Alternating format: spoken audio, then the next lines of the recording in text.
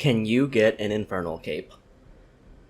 Immediately, there's two big things that I really want to mention. The first being that there's a very big difference between doing an Inferno perfectly and doing an Inferno once through whatever means necessary.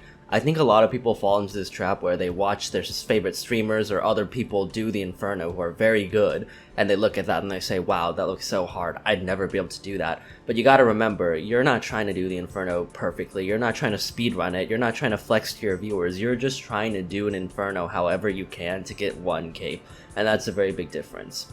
The second thing is that I hear a lot of people say, oh, I'll wait till I'm better at the game to do the Inferno, I'm like 2 years away from the Inferno, things like that. But honestly, getting generally better at the game doesn't have huge returns in terms of Inferno performance, because a lot of the stuff you do in Inferno is very specific to the Inferno itself, generally speaking. Like, a lot of people seem to think you kind of run in and you're freestyle, prayer flicking, off-ticking things, and it's like crazy and stuff, but it's really not like that. When you're doing your first cape, you're really going to be following rules. Like, you're going to be looking at videos that tell you specific setups and exactly how to do this scenario, exactly how to survive this scenario.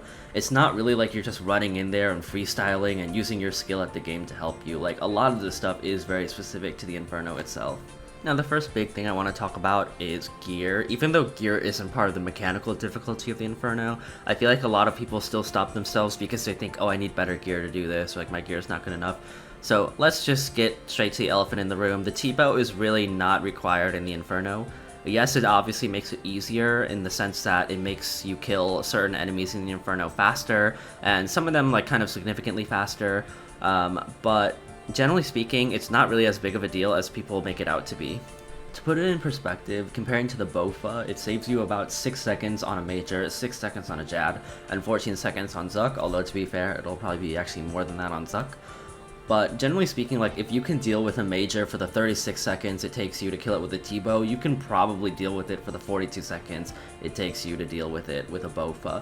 Now, obviously, it does give you less time to make mistakes, and also gives you the out of rushing down a Major really fast if you don't know how to deal with things, but those are pretty small buffs in the scope of things, and it's probably not going to make or break your Inferno performance. So really, you could do an Inferno as a beginner with as little as a blowpipe and a rune crossbow as a minimum, but the setup that I would recommend for learners would be the BoFa setup, because that's somewhere in the ballpark of 200 or 250 mil.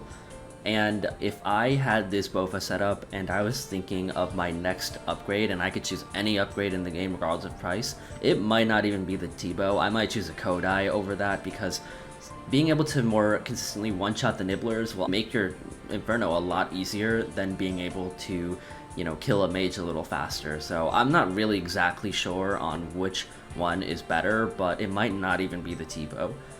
Also, a lot of people look at something like the Elysian Spirit Shield and they say like, wow, that looks so good, it's so good for the Inferno, and I mean, don't get me wrong, it is good and it can definitely save your life, but it is not at all necessary. I mean, you're not even really holding it for that long, since you really only put it on at the start of a wave, and you can't use it to just tank through the Inferno. There's no way to tank through the Inferno. Also, the point of the beginning of the wave is to isolate monsters as quickly as possible so you're not tanking a bunch of things at once, so honestly, you really don't need an Ellie. As for the infamous Justiciar armor, it's really a personal choice. A lot of people will say that you can't rely on it to get an Infernal Cape, and also a lot of those people also say that in the long run it's better to not use it, because that'll mean you learn faster, so in the long run you get your cape faster. Now, I don't necessarily agree with that, like, that has some truth to it, but also, you know, Justiciar, even if you're not using it to just try and tank through the waves, which once again you can't do, it does give you a little extra time, let's say in the beginning of a wave when you have no idea what to do, and you need to take some time to figure things out. It can give you the extra time to tank that and survive that, which can be the difference between getting to Zuck and not getting to Zuck, and getting your first cape or not. So honestly, if you want to use Justiciar, you're free to use it. It can actually really help you get your first cape, although, you know, yeah, maybe in the long term it'd be better to learn without it. And then there's, of course, spec weapons. The more, or the worse your prayer flicking is, the more you need the spec weapons, but they can be definitely done without them. If you're a beginner, though, I would definitely recommend bringing either an SGS or a Eldritch Nightmare Staff. Okay, so now let's talk about another big elephant in the room, which is prayer flicking. Now, I always hear people say, like, oh, the Inferno is just prayer flicking, I don't like that kind of difficulty, blah, blah, blah. Now, First off, let's talk about some terms, and this isn't to be pedantic or anything, but just to make sure we're all talking about the same thing. First of all, there's prayer switching, which is just switching prayers, like you're at Jad or Hydra or Sarachnis or whatever, just switching between, mage or range or whatever. That's prayer switching. Next up is one tick flicking. Now that is when you double click your prayers every tick or every 0.6 seconds, which results in you never losing a prayer point. This is obviously really high focus method of prayer flicking, but the benefit is that it allows you to use offensive and defensive prayers at the same time, since you can put like Rigor and Protect from Mage on your quick prayer and flick them both at once. The third is lazy flicking, and this is when you turn on your prayer right when it's needed and then turn it off afterwards. And this is really low effort. It doesn't use prayer points if you do it fast enough, but you can't use offensive prayers with it unless you do some fancy stuff. Okay, so how much prayer finagling is needed? Well, for prayer switching, it is absolutely necessary. To get through the Inferno, you have to be able to prayer switch, and I mean, to even attempt the Inferno, you need to have killed the Jad, so you already know how to prayer switch. As for one-tick flicking, no one-tick flicking is necessary. I personally never one-tick flick. I've never done it in the Inferno before, and obviously you can if you want to, and the more you do it, the better, but it's really not necessary, and like I said, I never did it. As for lazy flicking, now you don't have to lazy flick at all if you want to do a 6-hour Inferno where you sit behind a pillar for 2 minutes after every wave and use your Ceradome and Godsword specs, but if you want to do it with any kind of speed or efficiency, or just not have the soul-crushing 6-hour attempt, then you should do some lazy flicking. You don't have to do it all the time, but some lazy flicking will be necessary, and honestly it's very easy. Like once you get the hang of it, it will not be a problem at all for you.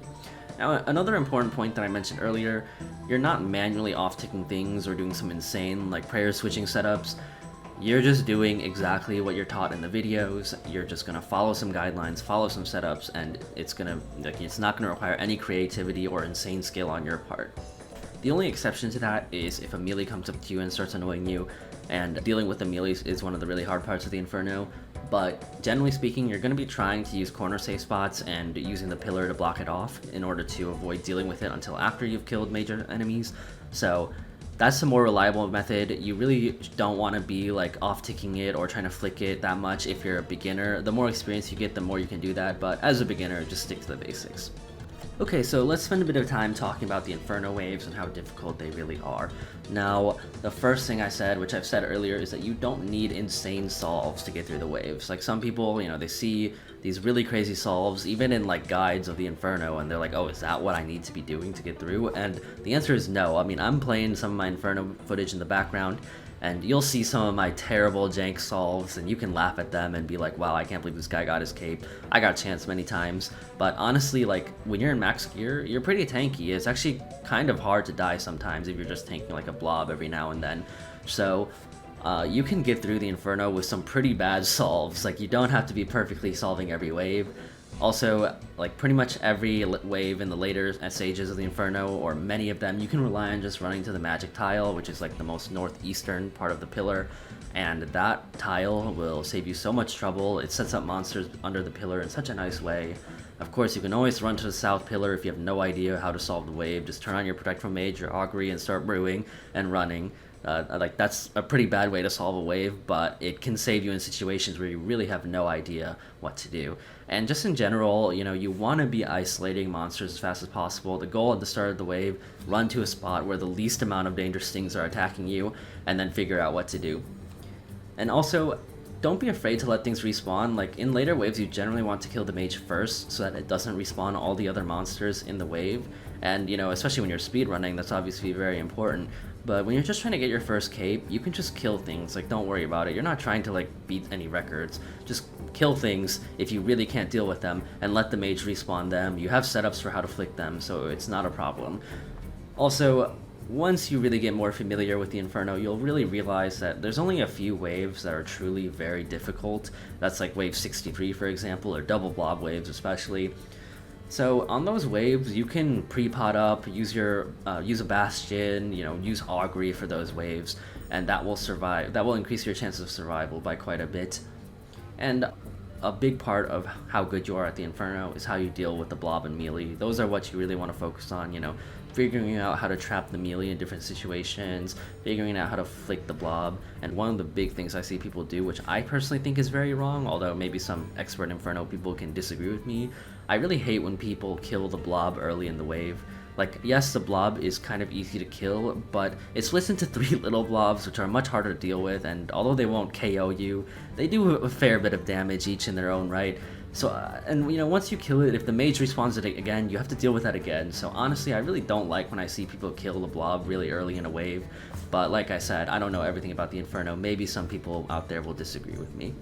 So how hard are the bosses in the Inferno? I mean, first let's talk about Jads. I'm gonna go through this really quick.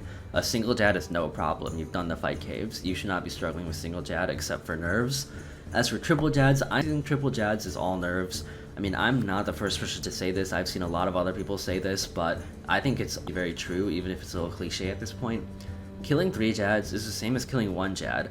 I mean, think about it. When you kill 1 Jad, you know, it attacks you and you have 1.8 seconds to respond to and put on the correct prayer. Okay, when you're facing 3 Jads, it's the same thing, except instead of happening, you know, every 6 seconds or whatever, it happens every 3 seconds or whatever.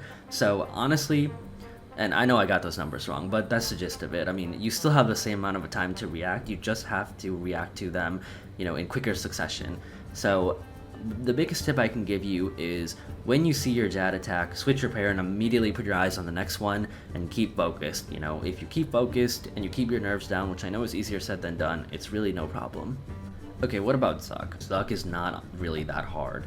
And the reason that it's really hard is because it's at the end of 2 hours and it's really high pressure and you're probably shaking at this point. But let's just look at it, like if you just could fight Zuck as a standalone boss, you could just walk in, start a KC like it was Hydra or something, it would take you probably less than an hour to get your first KC, and that's being pretty generous, honestly. Like, you really just walk back and forth and hit it, it's not that hard. And it has a few extra elements to it, but it would only really take you a few tries if there's no pressure, right? The main problem for me was dealing with Jad at the same time as Zuck. I died so many times, well, multiple times, because I just couldn't, keep up with attacking Jad and flicking it, switching the prayers appropriately, and attacking Zuck and staying behind the shield at the same time at first. It's just a lot to deal with. But once you get over that hump and you kind of become more comfortable with Zuck's attack cycle and where you need to be and how the shield works, you'll eventually get to a point, and also where your nerves are lower because you've done it more, you're more confident, you're more experienced, etc.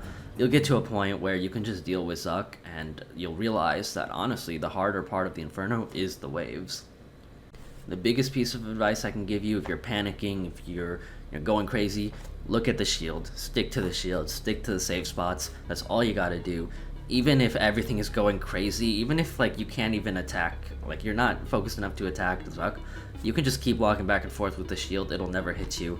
You have the safe spots marked, don't worry about it. Now the last thing people often ask is, what can I do to prepare for the Inferno? What other pieces of content can I do that will make me more prepared to deal with the Inferno? And the honest best answer I can give you is the Inferno. I know it's probably not what you want to hear, but like I said, so much of the Inferno stuff is specific to the Inferno, and the best way to learn how to deal with it is to just do it and get better at dealing with it. Yes, you'll die a lot, it might be demotivating, but in the beginning I was so motivated because it was fun, you were learning so much, and you just felt really good about yourself, seeing, dealing with hard challenges in the game, feeling yourself progress. So if you really want to get better at the Inferno, just send attempts. That's my best advice. But if you want to think about other things that can help, well, by far, in my opinion, the best thing to learn to do the Inferno better is to learn how to do the melee flicking method at Grardor or Krill in God Wars. So that's really good because you're flicking and switching prayers in a very high pressure environment where one small mistake can lead to death, so that will make you feel much more confident in your prayer skills. And then of course it also makes you more familiar with the 5-tick cycle, which is a TBow, or your barrage spells, makes you more familiar with a 6-tick cycle, which is like the blobs, and if you're using a 4-tick weapon, it'll also make you more familiar with that. All in all, that's something that will really push your skill in the game, and before Raids and Inferno came out, it was probably one of the hardest things to do in the game. Now it's still pretty hard, I would say, though, to be fair. So honestly, if you're willing to do that, I feel like that's a great way to improve, although I wouldn't expect like many people to be that willing to learn how to do that. It is quite tough. Otherwise, both TBow and solo chambers are really good for not just getting better at the Inferno, but improving at the game. I mean, both of them are really going to push your skills and teach you much more about movement, and your movement will improve so much after you've learned how to do these. Both of them also will really teach you the 4-tick cycle, which is what the Majors and the Rangers and Meelees are on in the Inferno.